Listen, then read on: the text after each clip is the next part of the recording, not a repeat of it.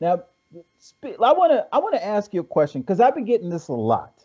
Hmm. Um, as as someone who recently made a movie for $1,000, and a Hmm. lot of people out there are making these micro budget films, and you talk about that in your book about how to keep your overhead low in order to be able to make a profit on your films as you go through.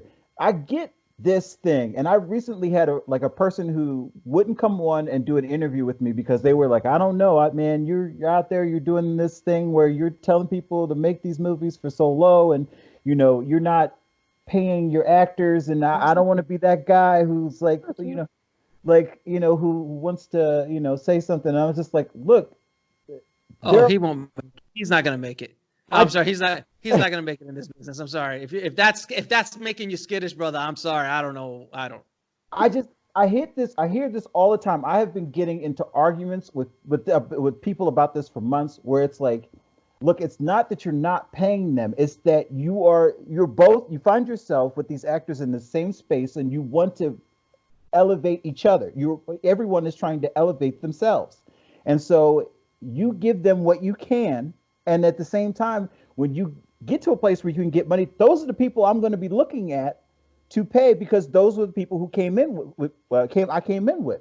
Those are the people I'm going to take care of first when I am able to do those things, because they were there when I had nothing. They were there, like they were the people, whether it's crew members or actors, or anything in between. Those people who did you favors, be like, hey man, I'm gonna make you this logo for free or something like that. That's the guy I'm gonna go to. That's the guy I'm gonna hire first when my ship comes in. And when you try to tell this to people, like they immediately come out and they're just like, you're just taking advantage of people. You don't, if you're not giving people money or different things like that, you're just taking advantage, and it's just like that's a zero sum game for anybody. Hmm. All right. Would you like to hear my take on this situation? I'm dying to hear it. I'm dying. All right. So listen, man.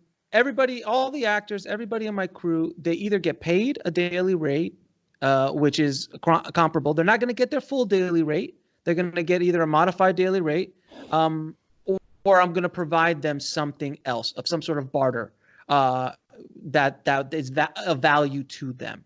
Okay.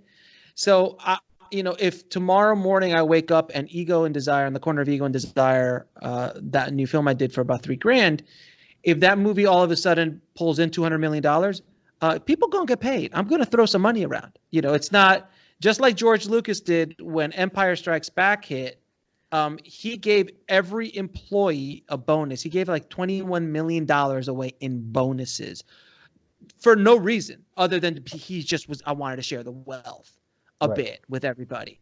So there's no reason to do it. So for something like that, I always try to pay everybody, especially at this stage in my life. Like, look, man, if everyone's 19 and we're all doing this together, get a bunch of friends. Let's go out and make a movie, man. Come on, and put something in paper that states like, if everyone makes some money with this, give us some a little bit. Give us 50 bones. Give us 100 bones. Give it 5,000 bucks. Right. Whatever.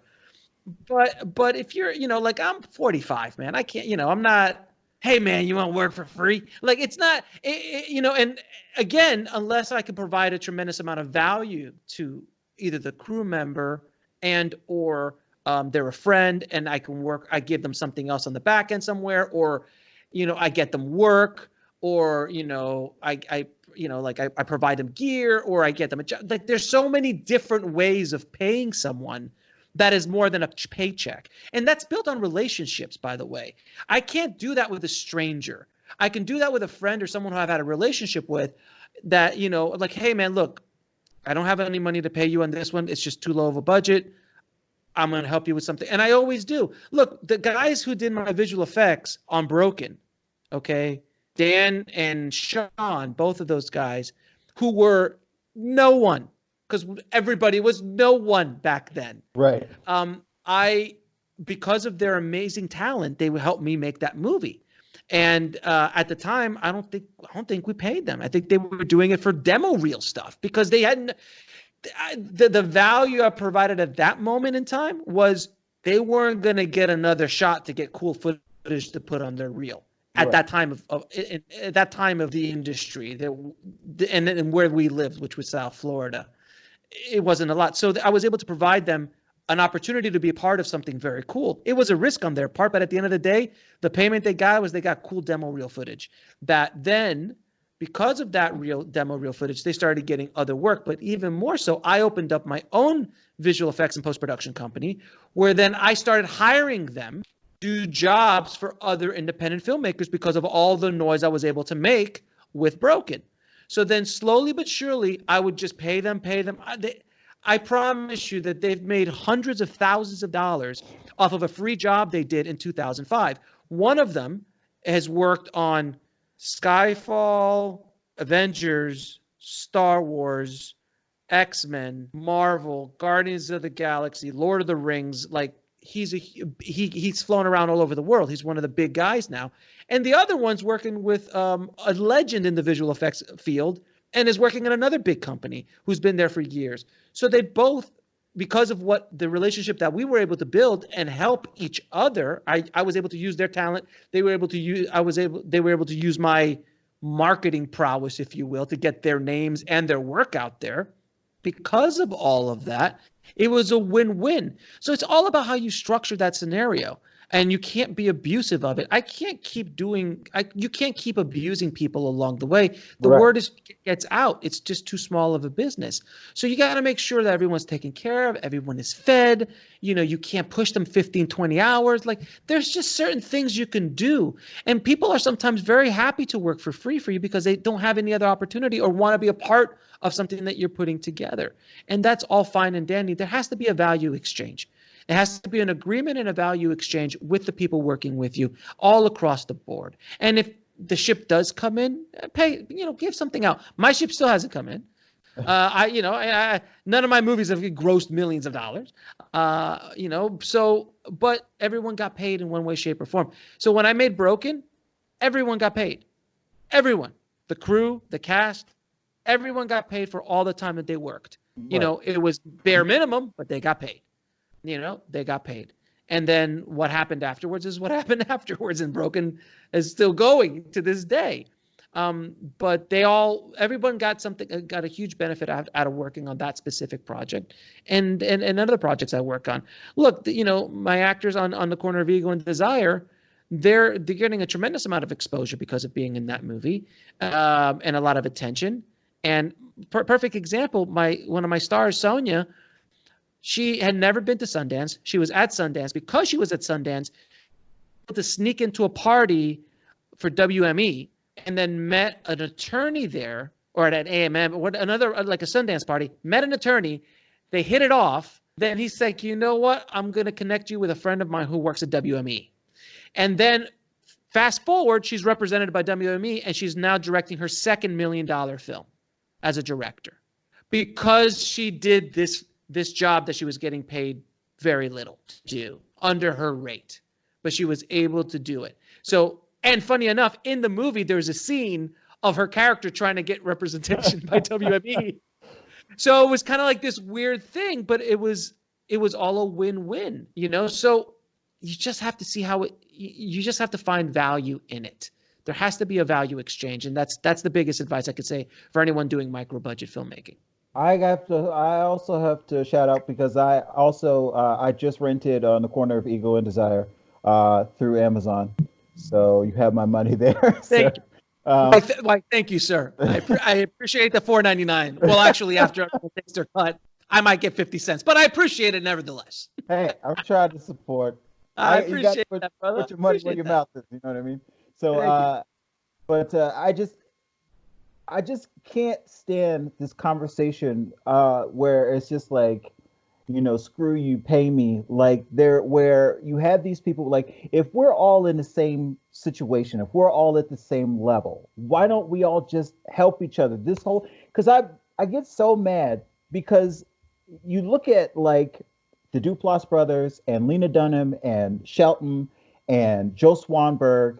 Those guys all came up, and like you listen to the stories they tell, like Swanberg would fly up like across the country and like help these guys, and they would do the exact same thing. They would come in. Duplass would just come in. They would just work. Greta Gerwig, same thing. They would just come in and work, and they all just piggybacked off each other, and now they're all working because they weren't worried about, well, when are you going to pay me, man? When are you going to give me this money? Like they were just You're being short-sighted. You're being short-sighted. You're being penny wise, pound foolish. You have to always think about the longer game here and what's the investment that you're doing. Sometimes it pans out, sometimes it doesn't. I worked for free for a lot of companies or situations coming up that didn't work out.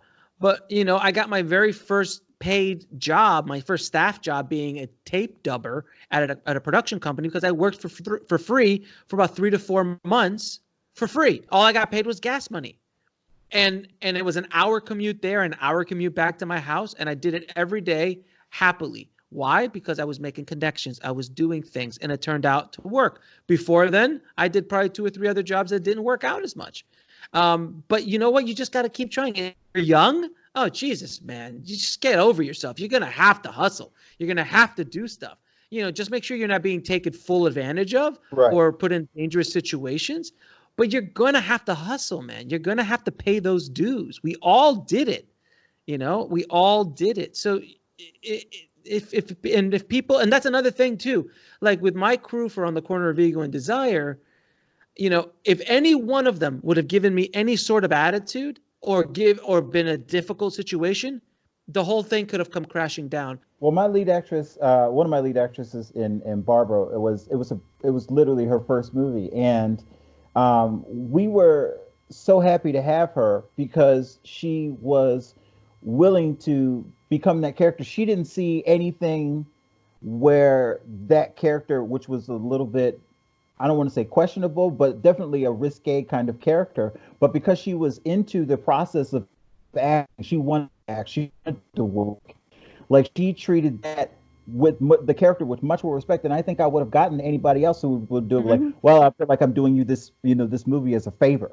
And that to me was worth it, because when you see those scenes, you see somebody who's into the character rather than, somebody who may be phoning it in, like that sort of thing. And I'll take energy and agreeability over some obligation any day of the week. I'm going to give you a little hint here, because I know a lot of people thinking here like, oh, Alex, you've been around for 25 years. You've got indie film hustle. You got all this stuff. Of course, you're able to go make a movie for $3,000. Everyone, it's easy for you to gather people. You know what? It's taken me 25 years to be able to get to this place. When I first started 15 years ago, when I did my first short, Broken, other than commercial work and my editing work, which was the only thing I really had to fall back on, I really hadn't proven myself as a director of narrative before. I had nothing really on my reel, maybe a couple things here and there, but nothing of major magnitude. So the way a filmmaker who's starting out, you've got to create a marketing campaign around the project you're doing. And when I say a marketing campaign, it's about creating an event within the cast and crew, not outside. Within the cast and crew, creating something that's like, wow, this is big. This is going to be bigger than it. So if you remember the Broken DVD, I had concept art, I had animatics, I had walkthroughs, I did all sorts of different things to make the cast and crew really feel like we're on the edge here of something big before anyone knew anything was going on, because I was able to present that image to everybody. And we don't know how it was going to work. I didn't know if the visual effects were going to work or not. I trusted that my VFX guys were going to be able to do what they said they were going to be able to do. And because if without the VFX in that movie, then it's a tough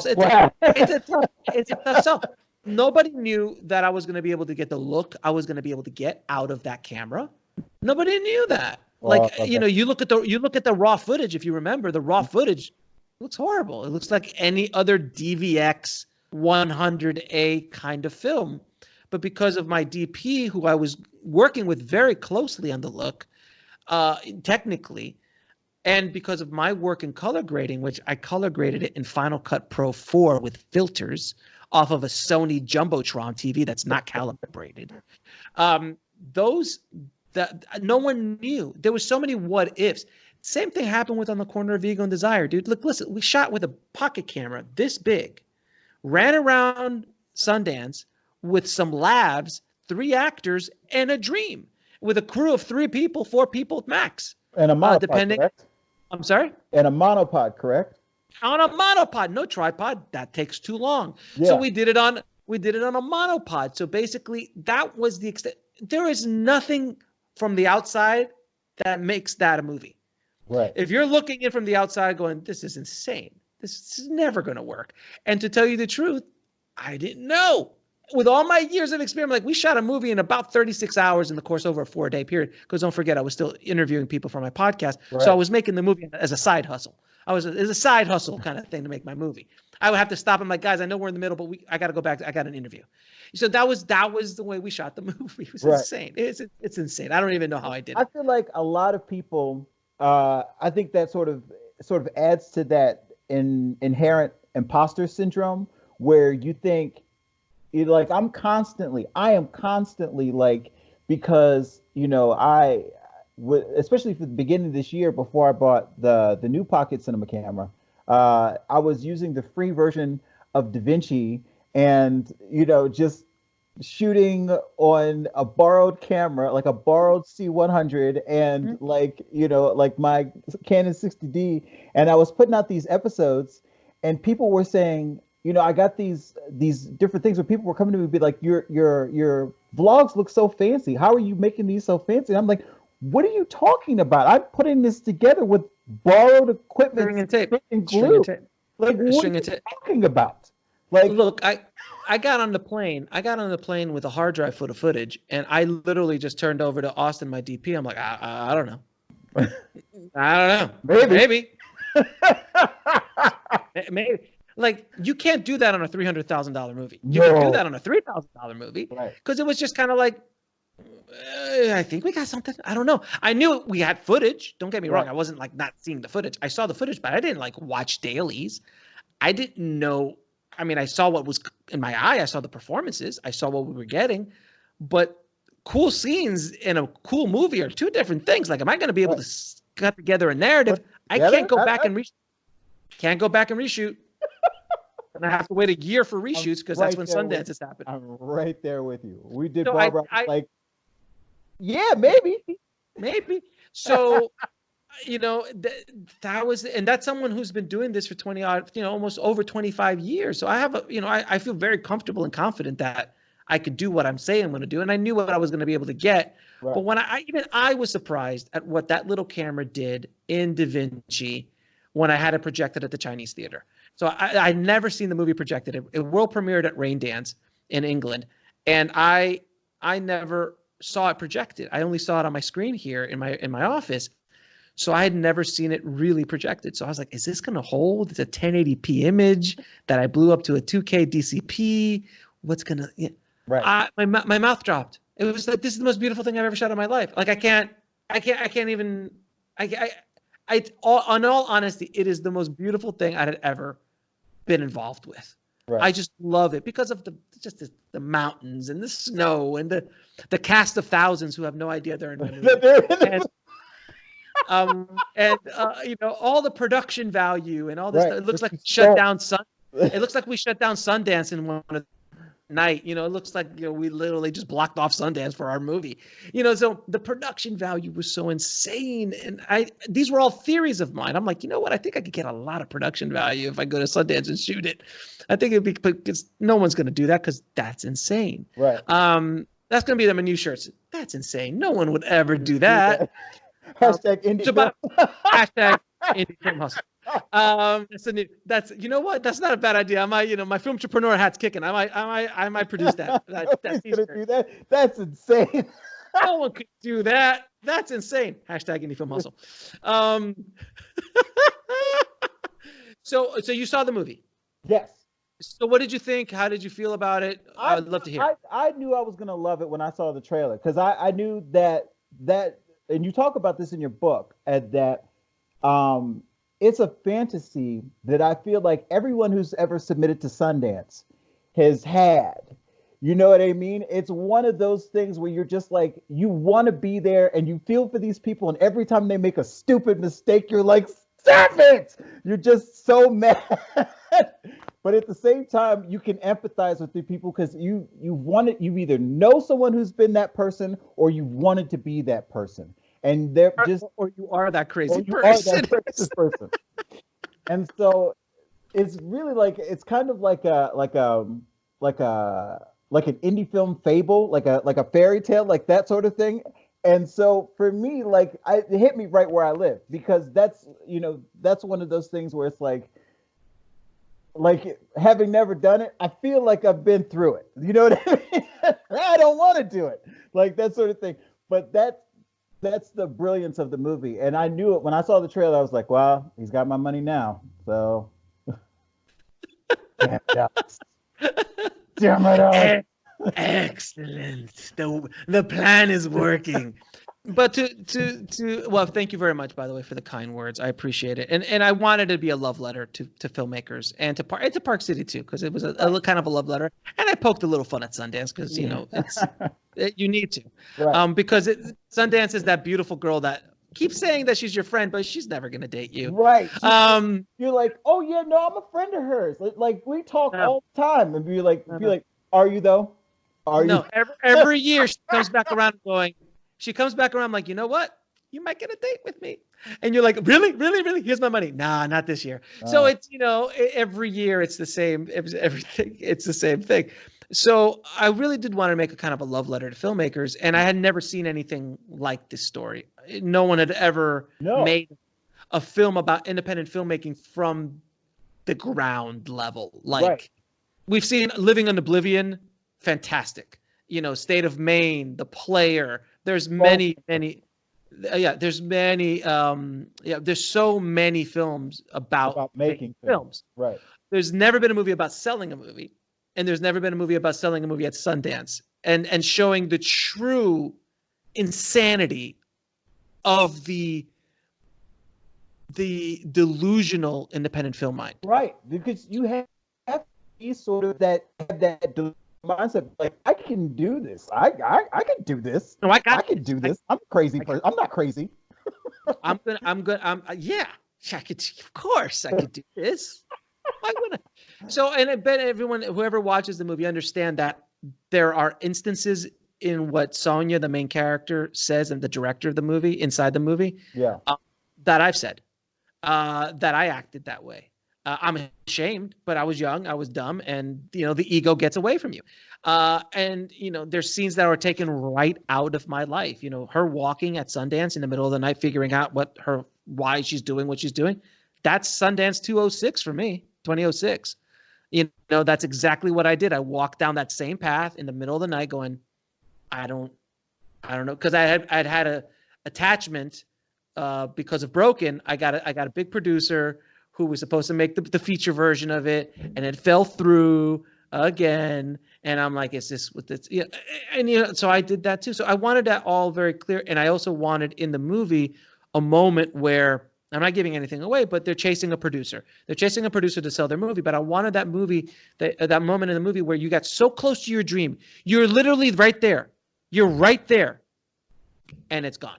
Well, that's why I say it feels like almost like an indie film fable, like something like it has that like a almost whimsical feeling, like something like I'm trying to think of like a Paul Bunyan, but like for indie filmmakers, like that kind of real and I'm just when I think about that, like that's one of the feeling that I got from it. Not to mention the fact you have this beautiful you have the beautiful backdrop of Park City, and that gives it that feel, especially with the snow and it feels like that. And then for me, it's just like, if you've been that person who's like, wants to believe that you are that one in a million, that you can make it, like that sort of thing. And then being in that position where you're like, I'm going to do this. I'm right there. Like it's right here. That's where it hit me. And I made it for you. I made the movie for you. I made a movie for all independent filmmakers. And I also as an allegory of what not to do, man. Don't do what they do. Oh. Don't think they did one right thing. Which is another insane thing. And again, something that you talk about in the book, where you talk about where like there are certain decisions that you cannot make as a filmtrepreneur if your movie is like, if you're pushing a movie that has a budget of $200,000. Like, There's certain decisions that you cannot make because you're not going to make any money on this. Like, and sort of bringing that around back to the book, which is full of information like that, in certain things that I have never even thought of, and I think is a wonderful resource. So I feel like everybody definitely, well, of course, go see the movie on the Corner of Evil and Desire, but definitely check out Alex's book. And I would suggest getting the audiobook version, just so you can get Alex's asides, his wonderful asides. What I found out, a lot of people are actually buying the audiobook and then they'll go and buy the paperback so they can go and make notes again, because a lot of people are highlighting notes and things like that they can't do in the audiobook. So that's what I've heard people have been doing. They've been buying multiple copies of it because of that. I wanted it to spark a different mindset for filmmakers moving forward. I'm trying to erase 120 years of filmmaking lore and myths in regards to how films need to be made. But those myths, that old way of doing things, does not work for the independent filmmaker and does not work in this time in history. And moving forward, it's just getting harder and harder. So if you're using the old model, it's not going to work. So this new model, the Filmtrepreneur method, is, I truly believe, the only method moving forward for the independent filmmaker making a $500,000 budget and below film. And even at $1 million budget, there's ways of doing this, but you just got to be, every dollar that budget goes up, you've got to be that much smarter, that much more savvy in how you are doing it. So a $3,000 budget, man, I'll just try anything. But I also have my skill set, my experience, my resources, my relationships that I fall back on. So when I can't say to anybody, hey, just grab exactly the same cameras I did, go to Sundance, grab 3 actors and do what I did. It's not, there was a magic that happened with the group of us that made that film go. Well, no, but I think you make that very clear, not to interrupt, but you think you make that very clear in the book that as a case study, that's what worked. But you also give so many other different case studies of like, this is what that person did. No, like almost like showing this door is now closed. They already did it. You have to find something else for you. And I feel like that's one of the recurring themes in the book. Like, you got to find your own way of doing this. You've got to find your own audience, especially when you talk about blue oceans. That word keeps coming up through the whole book. And I was Red Ocean, like, Blue yeah. Ocean, Yeah. So I was like, man, that's a term. I gotta adopt that. I was like, I gotta look for a blue ocean my damn self, like that sort of thing. And so you very much make it clear that there are certain people that people have done it a certain way. They have had their own filmtrepreneur moves. You've got to find your own. And that's one of the things that I really loved about the book, is that it sort of says, without you having to explicitly come out and say it, if you love movies, if you love these things the way you say you do, you're going to have to, like all of Indie Film Hustle's message, you're going to have to come out and you're going to have to find your own hustle. You're going to have to do these things. You're going to have to love this thing more than you say you do. You can't just half-ass it. You can't just make a movie and then go out there and be like, I made this movie, guys. What do you like? That sort of thing. And that the book is so important. Be like, thanks, man. Like, it's so well written and it has so much truth in it. There's so many knowledge bombs. Like, not just, there's just stuff that you collected from the podcast, but also different and new, something completely different. I learned so much. And you listen to me all the time. You all listen the to the time. podcast. And it is so great. And so for you to have that knowledge in there, I know people, like you said, people have been buying the book. I literally had to stop at certain, like I was just, man, this guy's giving, let me get a paper and pen. I started writing stuff down.